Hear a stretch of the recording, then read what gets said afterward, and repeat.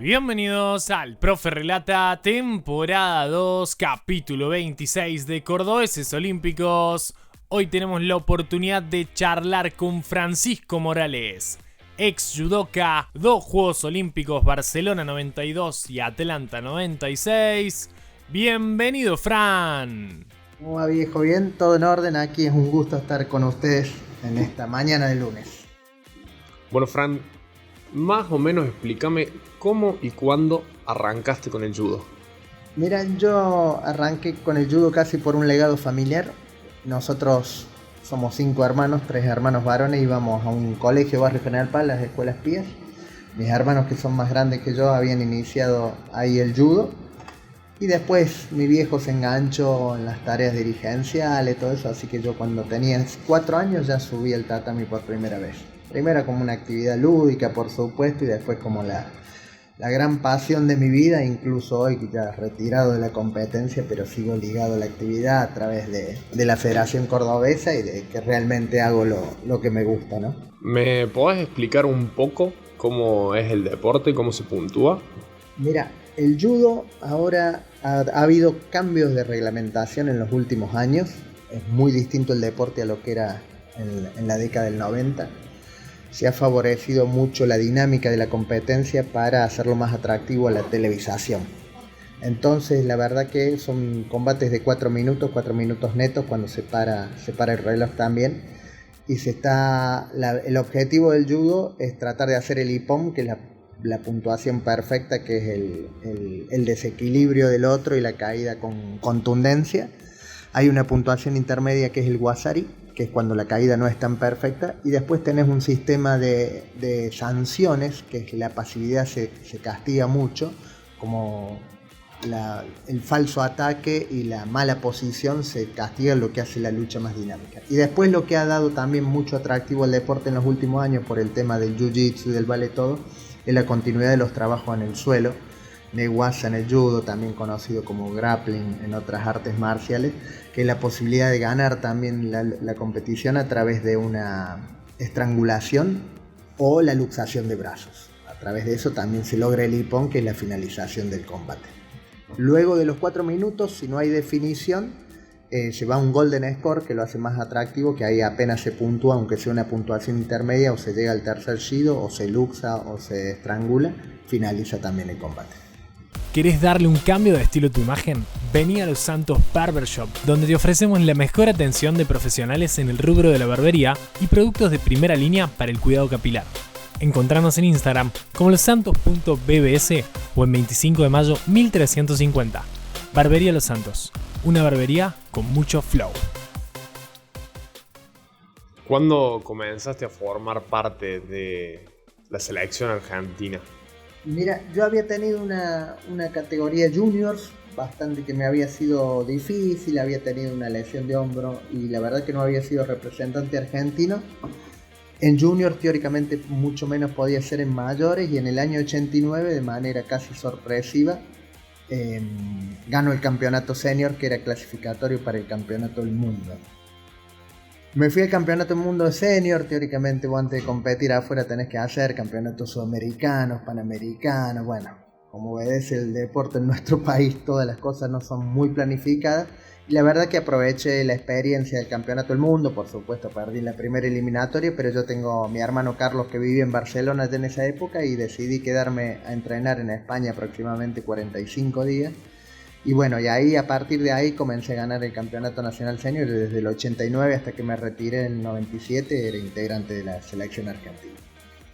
¿Cómo era la clasificación a los Juegos Olímpicos en ese momento? Mucho más sencilla de lo que es hoy. Yo digo la verdad que el deporte ha dado un salto de calidad. El judo son verdaderos atletas, y lo que eran los íconos del deporte nuestro en esa época, en la década del 90, en los primeros años del 2000, hoy serían, la verdad que posiblemente ilustres desconocidos. Ves muy, muy grandes atletas, son verdaderamente atletas. Los cambios estos de la reglamentación que te dije antes también favorecen el espectáculo. También existe un sistema de campeonatos como es en el tenis, Grand Slam, Grand Prix, entonces hay atrás de todo deportista olímpico un gran apoyo económico más que nada. En nuestra época, en Barcelona solamente te elegía el Comité Olímpico Argentino, de acuerdo si tenías antecedentes. De hecho el equipo masculino fue completo de Argentina. Y en el año 96 sí empezó a aparecer una restricción que tenías que estar entre los 7 de América. Y a decir verdad, en los años 90 nosotros tuvimos mucho apoyo del gobierno, porque en los Juegos Panamericanos del 91 el judo hace una muy buena actuación. Yo saco medalla de oro, sacamos medallas de plata, hubo varias medallas de bronce, entonces hubo mucho apoyo en el judo. Y en el año 92 fue la primera vez que pagaron el circuito europeo, que se llamaba, que eran torneos de Europa de lo que son hoy los Grand Slam y los Grand Prix. Pero recién en el 96 ya hubo una restricción de los 7 mejores de América, cosa que era bastante sencillo para cualquier argentino ubicarse en ese cupo. Bueno, luego se fue restringiendo cada uno más. Después de Río 2016 empezó a aparecer el tema de la igualdad de cupo masculino y femenino. Y hoy clasifican los 18 mejores del mundo. Por supuesto tiene que ser uno por país. Y después existe un sistema de cuotas continentales. El judo argentino no está atravesando un muy buen momento. Yo creo que hay una cuestión económica que es condicionante al 100%.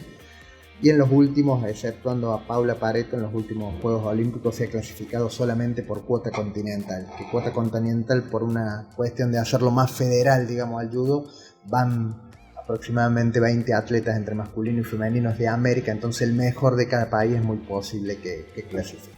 ¿Cómo te acordás tu primera clasificación a los Juegos? Mira, yo aseguro la clasificación en los Juegos el año anterior. En el ciclo olímpico son Juegos Sudamericanos, Juegos Panamericanos y después la Olimpiada. Los Juegos Panamericanos se hacen en Cuba y yo saco medalla de oro. Y también fue la primer medalla de oro de Argentina en esos Juegos. Así que tuvo una resonancia bastante importante. Y a partir de ahí apareció el apoyo del gobierno. Te digo, nos bancaron los circuitos europeos, que eran estos torneos tipo Grand Slam y Grand Prix que había en esa época, y aprovechamos para entrenar y competir en Europa todo desde enero hasta abril. Me quedé yo de cara a los Juegos Olímpicos de Barcelona, que eran en fines de julio y principios de agosto. Así que yo tenía la clasificación asegurada desde un tiempo antes, lo que me permitió llegar bastante mejor preparado que de costumbre.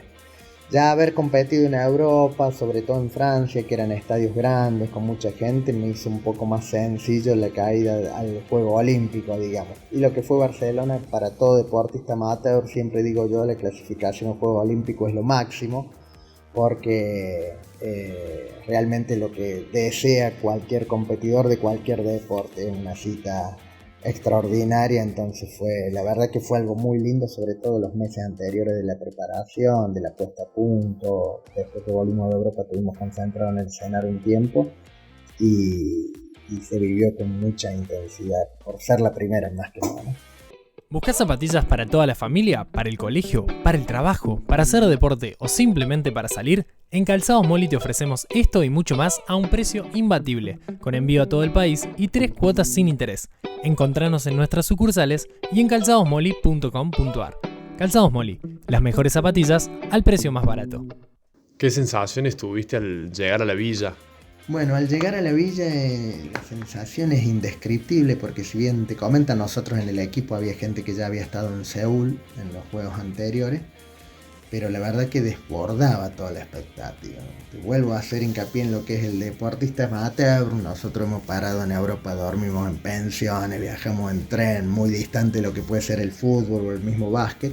Y la verdad que encontrarnos con una villa olímpica que eran departamentos que después se vendían a la comunidad, que eran a estrenar, y dentro de la villa tenías absolutamente todo, lo que era comedor, lo que era esparcimiento, lo que era sauna, jacuzzi, discoteca, cine. Lo que pasa es que uno va a competir y la verdad que está muy enfocado en lo suyo. Pero lo que más me sorprendió fue en la ceremonia de inauguración que fuimos, ver los norteamericanos del básquet, porque era la primera vez que el Dream Team iba a un juego olímpico y la verdad que para nosotros era algo fabuloso compartir, y para ellos mismos, ¿no? Yo veía que los tipos estaban, si bien los teníamos muy lejos, pero todo el mundo saca foto con ellos y los tipos muy, muy bien predispuestos. Y de esa ceremonia inaugural lo que me acuerdo es que como era en español el ingreso a las delegaciones, Argentina estaba muy cerca de Alemania y lo teníamos, pero a 2 o 3 filas de asiento adelante, a Boris Becker y a Steffi Graf, que estaban los dos juntos ahí también disfrutando de esta cita deportiva. Fue algo muy muy lindo, la verdad. La inauguración de Barcelona fue algo extraordinario. Si ustedes se acuerdan, se enciende el pebetero, un deportista ciego, un arquero ciego tira la flecha y enciende el pebetero, así que fue todo muy muy lindo, todo fuera de lo común. ¿Cómo te acordás el competir por primera vez? Bueno, la tensión es extrema. Ustedes los periodistas tienen mucho que ver porque a nosotros nunca nos dan bola y es verdad que esa época, ya estamos hablando de 30 años atrás, no era el nivel de conectividad de redes que hay ahora, pero la verdad que teníamos una resonancia bastante importante a nivel de medios. En Córdoba fuimos muy pocos, creo que fueron los hermanos Minelli en natación y yo, éramos 3 cordobeses. Después todos los juegos fueron mucho más deportistas de Córdoba.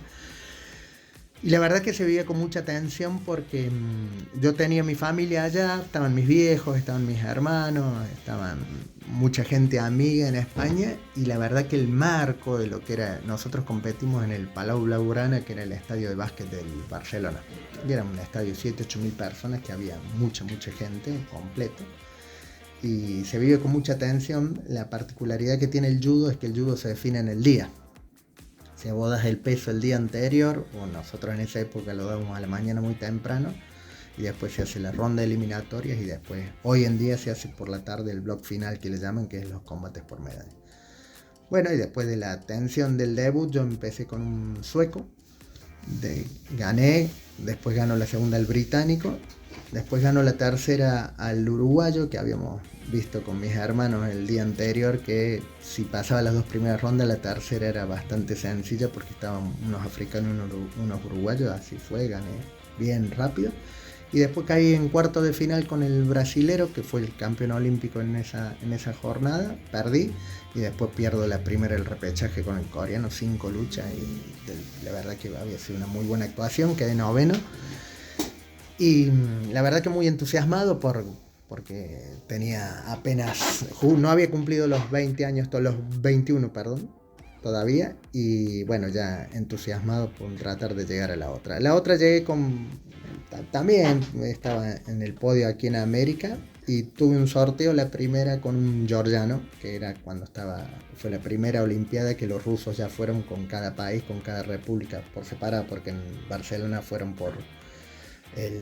tenían una sigla, no me acuerdo, que iban todos juntos, pero no era la Unión Soviética, sino era la Comunidad de Estados Independientes. Entonces pues, tenías uno por categoría. Ya en Atlanta fueron separados, y la verdad que en el este el judo es muy popular y hay mucha gente muy buena, y me tocó con un georgiano, perdí la primera y acá sí está ahí. Terminó la Olimpiada de Atlanta, que no tengo el mejor de los recuerdos, no solo por eso, sino que finalizado las competencias de judo, había un recital de rock, qué sé yo, y nos fuimos, y fue cuando pusieron la bomba. Nosotros estábamos a 300 metros, pegamos un susto bárbaro, y incluso murió gente, murieron unos turcos que no eran deportistas, eran espectadores, y así que eso fue la Olimpiada de Atlanta. Después la Villa Olímpica en Atlanta era en el Georgia Tech, que es una universidad, y no tenía el encanto de Barcelona, no sé si porque era la segunda vez o porque era muy distinto, pero para mí fue mucho, desde lo organizativo, mucho más impresionable lo que fue Barcelona, claramente. Las únicas hamburguesas de búfalo en Córdoba están en Wyoming Burgers. Nos encontramos en Menéndez Pidal 4212 para que tengas una experiencia única en nuestro local. También contamos con la modalidad Takeaway y Delivery propio para que lo recibas en la comodidad de tu casa. No te olvides, Wyoming Burgers, Menéndez Pidal 4212. Teléfono 3516-002815. ¿Lo agendaste? 3516-002815. ¿Alguna anécdota, además de la que contaste recién de Atlanta 96? Una muy graciosa que la cuento siempre porque marca lo que es el deporte amateur y lo que es el cordobés en sí, ¿no? Cuando fuimos a Barcelona habíamos ido 3 cordobeses, entonces los medios de comunicación, lo que en Córdoba, los más grandes, escrito lo que es La Voz o lo que era Cadena 3, no sé si era Cadena 3 o LB3 en esa época, es verdad que no, hacían muchas notas y se sabía qué día competíamos, todo. Nos sacaban fotos, mandaron periodistas allá. Y de Barcelona tengo dos anécdotas muy, muy graciosas. Una al regreso, estaba con mi novia, mi actual señora, y nos vamos al centro de Córdoba y tomamos un taxi. Y cuando vuelvo yo veo que el taxi me relojeaba, el taxista me relojeaba por el retrovisor. Y me dice en Córdoba, me dice, vos sabés, negro, que yo a vos te conozco. Y viste, yo tratando de ser lo más humilde posible, digo, sí, puede ser porque yo volví de Barcelona la semana pasada, estuve en la Olimpiada. Vuelve a mirar el retrovisor y me dice, no, culea, vos me repartí el agua mineral.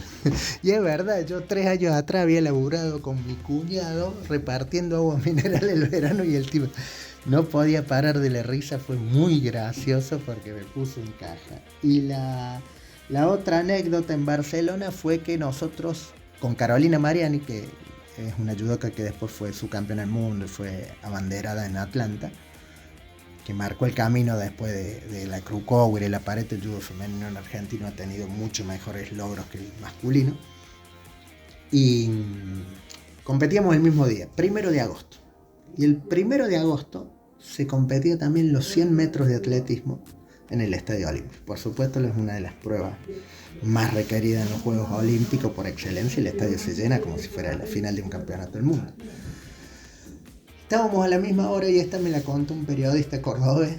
Y gano yo primera eliminatoria, gana Carolina, gano segunda eliminatoria, gana Carolina, gano tercera eliminatoria, me meto en cuarto de final y Carolina gana y se mete en cuarto de final también. Y dice que en esa época por teléfono habrá sido, le dice, che loco, vayan al estadio El Blaugrana, los dos argentinos están en cuarto de final. Estar en cuarto de final significa que si ganas un combate más, ya estás en lucha por medalla. Y dice que salieron, no se habían disputado los 100 metros y salieron recagando desde el Estadio Olímpico al Blaugrana, que era más o menos una distancia de 20-30 minutos, y llegaron al estadio.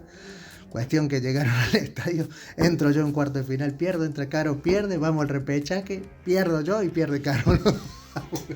Y el tipo esa me la contó como a los 2 años, corre, dice, nunca te conté lo que nos pasó a nosotros, se nos reputieron de la radio, dice, boludo, están los dos argentinos en cuarto de final, hay posibilidad de medalla, están a un combate de la medalla. Bueno, y se vinieron y la verdad que nunca nada es tan lineal en el deporte, ¿no? Pero bueno, esas son de las anécdotas más graciosas que tenemos dentro de lo que ha sido la experiencia olímpica, ¿no? ¿Estás buscando una forma innovadora de mejorar la salud mental y física de las personas mayores? Neural Action Salud Mental ofrece soluciones únicas que incluyen terapia de reminiscencia, app para cuidadores y prevención de la dependencia. Descubrí cómo Neural Action puede hacer la diferencia. Actualmente, ¿a qué te dedicas? Actualmente yo soy contador, trabajo en un sindicato, en el sindicato de viajantes, tengo también actividad independiente como profesional y como te digo, sigo ligado al judo, soy técnico de la Federación Cordobesa de Judo. Yo, por ejemplo, trabajo 2 días a la semana en Buenos Aires y uno de los días voy a hacer judo con amigos de esa época, con integrantes de la selección. Leonardo Salvucci y yo luchaba en 65, él luchaba en 60, y nos juntamos y despuntamos el bici un ratito, después comemos un asado. Y acá en Córdoba también voy a practicar y generalmente una vez a la semana entrenamos con el equipo de la federación, entonces estoy de lo que es el judo competitivo bastante, digamos, ayornado. Después mi sobrino también compitió hasta este año mismo, estaba peleando la clasificación para París. Y bueno, y Córdoba tiene muy buenos deportistas que yo creo que van a ser olímpicos, si no es en la próxima, será en la otra, pero están ahí en la lucha. Como te insisto, hoy en día está muy difícil, más que todo por la cuestión económica. No creo que sea una cuestión solamente que atañe al judo, sino que a todos los deportes amateur, pero se hace muy muy difícil por la dificultad de la clasificación y más que nada el hecho de estar permanentemente viajando, compitiendo y cosas. Lo que hace que un presupuesto para una clasificación olímpica no baje de los $20.000 por año. Son 2 años que vos tenés que apostar fuerte. Y por más que consigas el dinero de un ente público o privado, no te garantiza absolutamente nada, porque es deporte, ¿no? Yo siempre dije que a mí el carácter me lo ha formado mucho más el deporte que la profesión. Porque yo estudiaba, la verdad, si bien era medio crónico, pues me recibí más grande por el tema del deporte, que yo sabía que cuando estudiaba iba y aprobaba. En lo que es el deporte vos podrías haber entrenado todo lo máximo que pudiste. Yo tenía atrás mío un muy buen equipo, estaba mi hermano que hace deportología, tenía buenos técnicos en judo, tenía mucha gente que hacía judo aquí en Córdoba en esa época de muy buen nivel, y bueno, vos sabías que cuando entrabas al tatami había otro que tenía las mismas posibilidades que vos de ganar, entonces todas esas cuestiones después sirven para la vida.